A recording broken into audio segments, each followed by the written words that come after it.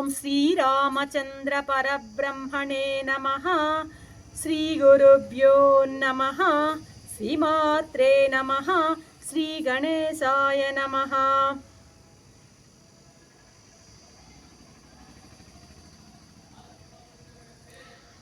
ప్రియాత్మ బంధువులారా, యోగ వాసిష్టం 44వ భాగం. నిన్నటి ఎపిసోడ్లో విశ్వామిత్రుడు సుఖ మహర్షి యొక్క వృత్తాంతాన్ని అంతటినీ కూడాను ఆయన ఏ విధంగా పరమార్థాన్ని గ్రహించారు, ఏ విధంగా నిర్వాణం పొందారు అన్న విషయాన్ని బాగా వివరించి, ఇక చెప్పవలసినంతా కూడాను క్లుప్తంగా శ్రీరాముల వారికి ఉపదేశించి, ఇక వశిష్ఠుని వైపు తిరిగి ఈ మాట అంటున్నారు. మహర్షి, మీకు ఒక నమస్కారం. ఇక్కడ చూడండి, ఈ విశ్వామిత్ర మహర్షి చెప్పొచ్చు, కానీ ఇక్కడ చూడండి, ఆ వశిష్ఠ మహర్షుల వారికి గౌరవం ఇస్తూ ఈ యొక్క బాధ్యతని వశిష్ఠ మహర్షికి ఇస్తున్నారు. ఇక్కడ విశ్వామిత్ర మహర్షి ఏమంటున్నారు? నమస్కారం అయ్యా, ఈ ఆత్మ చైతన్య విషయంలో రామునికి విశ్రాంతి దొరకడం లేదు. ఆత్మ జ్ఞానం పొందేటువంటి అనుభవం, జ్ఞానం పొందున్నాడు, అనుభవం విషయంలో ఈయనకి విశ్రాంతి లేకుండా ఉంది. కాబట్టి ఈ విధంగా అశాంతిగా ఉన్నటువంటి ఈ రామునికి ఈ సరైనటువంటి జ్ఞానబోధ చేయాల్సినటువంటి అవసరం ఎంతైనా ఉంది. ఈ రాముని యొక్క మనసులో ఉన్నటువంటి అశాంతి కారణంగా ఈయన పరిపర విధాల ఆయన మనస్సు చెలిస్తూ ఉంది. ఎందుకంటే ఈ మనసు చెలించడానికి కారణం కూడాను ఆయనలో ఉన్నటువంటి వాసనలు. ఆ వాసన అన్నీ కూడా వృత్తులుగా మారి ఆయన్ని ఇబ్బంది పెడుతూ ఉన్నాయి.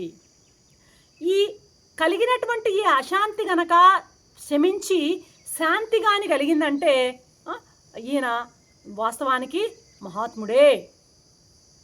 వశిష్ఠ మహర్షి, మీరు ఇక్ష్వాకుల యొక్క కుల గురువులు. ఇక్ష్వాకుల వంశానికే కాదు, నాకు కూడా గురువులే. విశ్వామిత్ర మహర్షికి కూడా వశిష్ఠుడు గురువే అనమాట, నాకు కూడా గురువులే.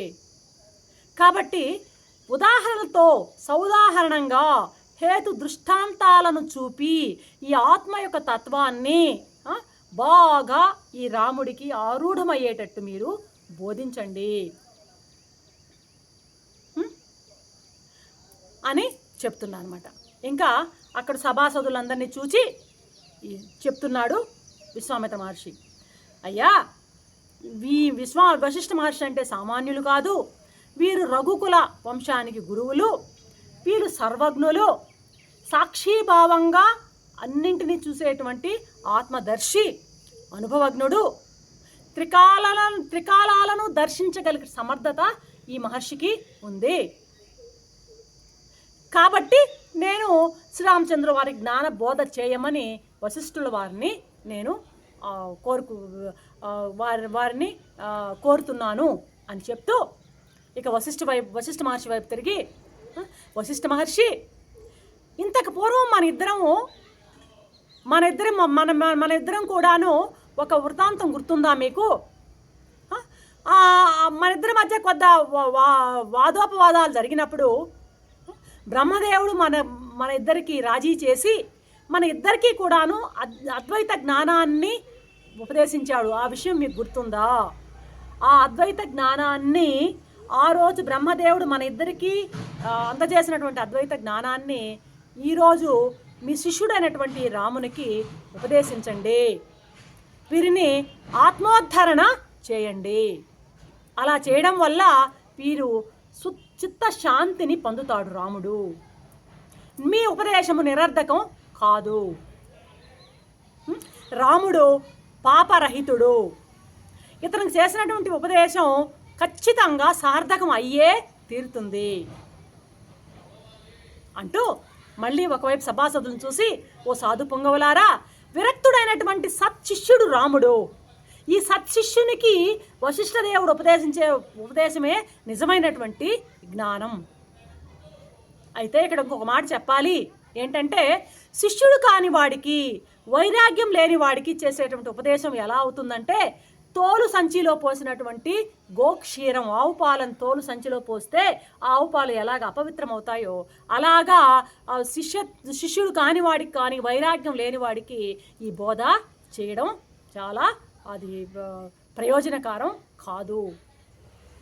ఇంకా రాగం, భయం, క్రోధం, దురభిమానం లేని వాళ్ళు, ఎవరికైతే ఈ రాగద్వేషాలు ఉండవో, ఈ అరిషడ్ వర్గాలు జయించి ఉంటారో, కల్మషం లేకుండా ఉంటారో,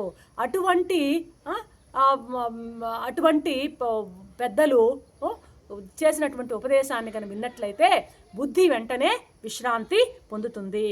కాబట్టి మన వశిష్ఠ మహర్షి రాగద్వేషాలు లేవు, అరిషడ్ వర్గాల్ని పూర్తిగా జయించిన వారు, ఆత్మ బాగా శుద్ధి అయి కల్మషరహితులు.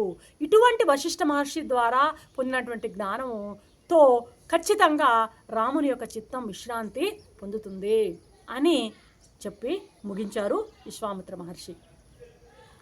ఆ విశ్వామిత్రుని పలుకులు విన్నటువంటి వ్యాసుడు ఇంకా నారదులు అందరూ ఉన్నారు కదా, వ్యాసుడు కూడా ఉన్నాడు అక్కడ.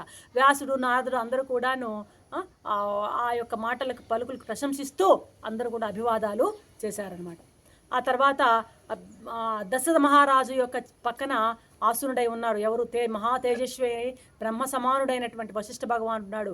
ఆయన వెంటనే ఆ విశ్వామిత్రుని పలుకులు విన్న తర్వాత ఇలా అంటున్నాడు, విశ్వామిత్ర మహేంద్ర, మీ ఆదేశాన్ని నేను నిర్విఘ్నంగా నెరవేరుస్తాను. ఎందుకంటే ఒకప్పుడు ఈయన కూడా విశ్వామిత్రుని ఆస్థానంలో గురువుగా కూడా ఉన్నవాళ్ళు కాబట్టి ఆ భావన కూడా మనసులో ఉందేమో.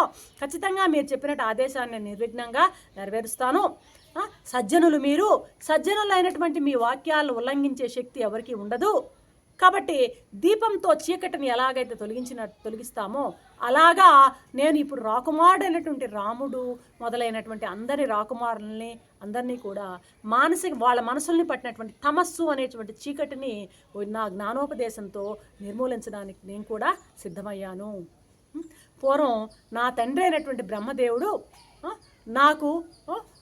నీకు కూడాను బోధించినటువంటి ఆత్మజ్ఞానాన్ని ఇప్పుడు నేను ఒకసారి స్మరించుకుంటూ ఆ యొక్క ఆత్మజ్ఞానాన్ని నేను రాముల వారికి ఖచ్చితంగా అందిస్తాను.